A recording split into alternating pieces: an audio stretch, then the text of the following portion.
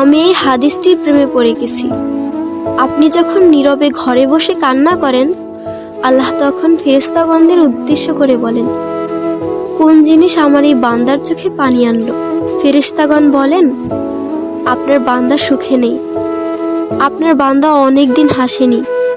এই বলে ফেরেশতাগণ কান্না করতে থাকেন এবং আল্লাহকে বলেন, হে আমার রব, আপনি জানেন আপনার এই বান্দার হৃদয়ে কি রয়েছে, অতএব আপনি তার জন্য সবকিছু সহজ করে দিন।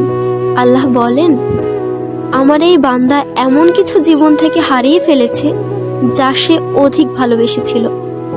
অতএব আল্লাহ বলেন, আমি শপথ করছি, আমার বান্দা তার জীবন থেকে যা হারিয়েছে এর চেয়ে উত্তম জিনিস তাকে এনে দেব, যা দেখে দুনিয়া ও আখিরাতের সবাই বিস্মিত হবে। আলহামদুলিল্লাহ।